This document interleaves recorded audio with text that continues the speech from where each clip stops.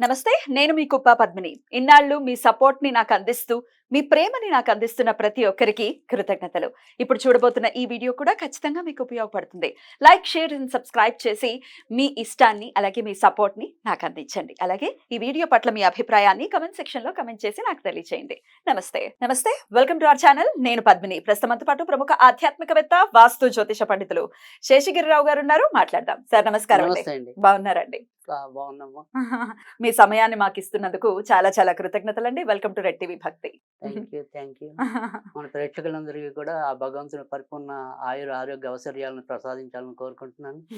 గోచారంతో సంబంధం లేకుండా అందరి జీవితాల్లో కూడా వెలుగులు కావాలని కోరుకుంటున్నాను. మనస్ఫూర్తిగా మేము కూడా అదే కోరుకుంటున్నాం. కాకపోతే గోచార రీత్యా ఉండేటటువంటి ఫలితాలు ఖచ్చితంగా ఉంటాయి. గ్రహచారం ఒక ఒక మేజర్ రోల్ ని ప్లే చేసినప్పటికీ గోచారం కూడా ఆ రోల్ ని ప్లే చేస్తుంది. కాబట్టి నేను మిమ్మల్ని ఇప్పుడు గోచార రీత్యా ద్వాదశ రాశులకి కూడా, అంటే ఇప్పుడున్న గోచార రీత్యా ద్వాదశ రాశులకి ఎట్లాంటి ఫలితాలు రాబోతున్నాయి అనేది అడగదలుచుకున్నానండి. ఒక పక్క శుక్ర కుజ శనులు కలిసి ఉన్నారు కుంభరాశిలో. అలాగే బుధుడు, రాహు, అలాగే రవి కలిసి ఉన్నారు మీనరాశిలో.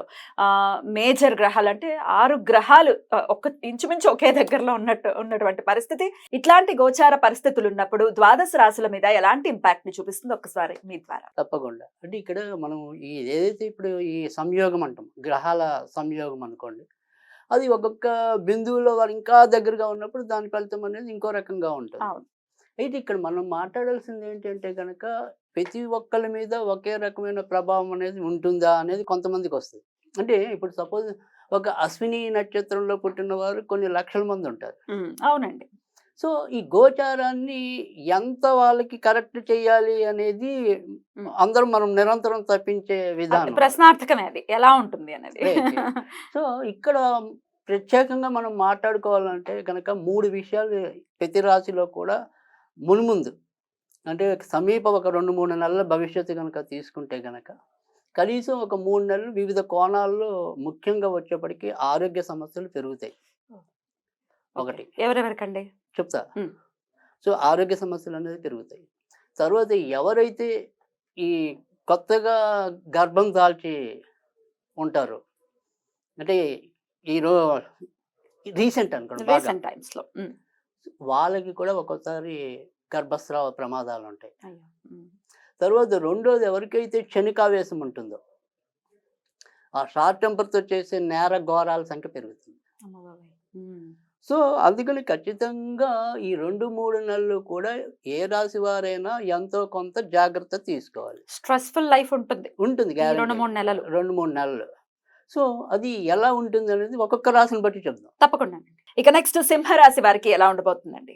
సింహరాశి వాళ్ళు మాత్రం జాగ్రత్తగానే ఉండాలి. ఏ విధంగా జాగ్రత్తగా ఉండాలి అంటే, వాళ్ళకి ఎలా చూసినా ఏదో ఒక తలనొప్పి తగిలేలాగానే ఉంది. ఈ తలనొప్పులు అనేది ఎలా తగులుతాయి అంటే, వీళ్ళు జనరల్గా ఎలా ఉంటుంది అంటే అందరి గురించి తాపత్రయం అయితే పడతారు. సో అమ్మ ఇలా అయిపోతుంది, లేదా నా స్నేహితుడు ఇలా అయిపోతున్నాడే, ఇలా ఏదో రకమైన ఒక బాధ, లేదా వేరే వాళ్ళ మీద వీళ్ళకుండే కార్నర్, సాఫ్ట్ కార్నర్. సో అది వీళ్ళని ఒక్కోసారి ఇబ్బంది పాలు చేస్తుంది. అంటే మనం ఒక్కోసారి కొన్నిసార్లు చేసే దానాలు కానీ, లేదా సహాయాలు కానీ ఒక్కోసారి అపాత్ర దానాలు అవుతాయి. సో వీళ్ళకి లాభం లేకపోగా పైగా నిందలు పడాల్సి ఉంటుంది. కనుక డబ్బు ఖర్చు పెట్టే విషయంలో చాలా జాగ్రత్తగా వ్యవహరించాలి. తర్వాత రెండోది వచ్చేప్పటికి ఏంటంటే, ఇంట్లో కూడా భార్యాభర్తల మధ్య కొద్దిగా వాగ్వివాదాలు పెరుగుతాయి. కనుక అది కూడా వీళ్ళుగా కాదు, ఇందాక చెప్పుకున్నట్టు ఎవరికో సహాయం చేస్తే నువ్వు వాళ్ళకి సహాయం చేయడం అని భార్య అంటాం, లేదా భార్య ఆ పని చేస్తే భర్త అలా అంటాం. ఇలాంటి, అంటే ఈ జీవిత భాగస్వామ్య వ్యవహారాల్లో ఏవో రకమైన తలనొప్పులు ఎదురవటం అనేది ఉంటుంది. సో దాంతో పాటుగా ఏంటంటే తొందరగా అలసిపోతున్న భావం, కొద్దిగా కష్టపడినా కూడా తొందరగా అలసిపోతున్నట్టు ఉండటం అనేది కూడా ఉంటుంది. కనుక ఈ ఏదైతే సింహరాశి ఉందో ఆ సింహరాశి వారికి అయితే ప్రస్తుతం ఒకటి వదిలితే ఇంకోటి ఉంటుంది. అమ్మ ఈ నెల అంతా అమ్మ నాన్న పీకుతున్నారు అనుకోండి, వచ్చే నెల అంతా భార్య పీకుతుంటుంది. కొంచెం గడ్డు కాలమే. రైట్.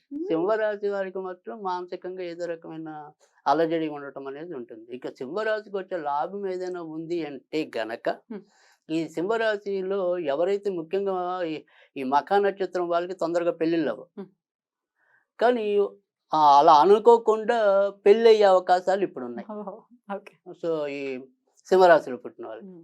సరే పుబ్బకి, ఉత్తరకి సాధారణంగా అంత వివాహ సమస్య రాదు గానీ, సాధారణంగా వచ్చేది మకాకొస్తది. హ్మ్. సో, వాళ్ళకి కూడా కొంత ఇప్పుడు మంచి జరగడానికి హ్మ్. ఉంటుంది. కనుక వారికి మంచిదే. సరే ఇంకా వ్యాపారస్తులు ఎవరైనా ఉంటే వాళ్ళకి పెద్ద చెప్పుకోదగ్గ ఇబ్బందులైతే ఏమి ఉండవు. సో, ఫైనాన్షియల్‌గా కూడా ఏమి ఫైనాన్షియల్‌గా కూడా మరి ఏముండదు. ఖర్చులు అధికంగా అవుతాయంతే తప్ప రాబడి ఉండదు అని కాదు. రాబడి ఎలాగో ఉంటుంది. రాబడి ఎలాగో ఉండదు. కానీ నేననేది ఏంటంటే, ఆ రాబడిని సద్వినియోగం చేయండి అంటున్నా. చేయాలి. కరెక్ట్. సో, అపాత్ర దానాలు చేయొద్దు. అనవసర బాధ్యతలకు పోవద్దు. రైట్. అయినప్పటికీ మరి మానసికమైనటువంటి ఇబ్బంది ఉంది అని అంటే అది అన్నిట్ల మీద ఇంపాక్ట్ చూపిస్తుంది. ఆరోగ్యం అనుకోవచ్చు, ఇంట్లో ఉండేటటువంటి వ్యవహారాల మీద, అన్నిట్ల మీద. మరి దీని నుంచి బయటపడాలి ఈ 2 నెలలు కూడా అనుకుంటే ఎట్లాంటి పరిహారాలు చేసుకోవాలి సింహరాశి వారు? రైట్.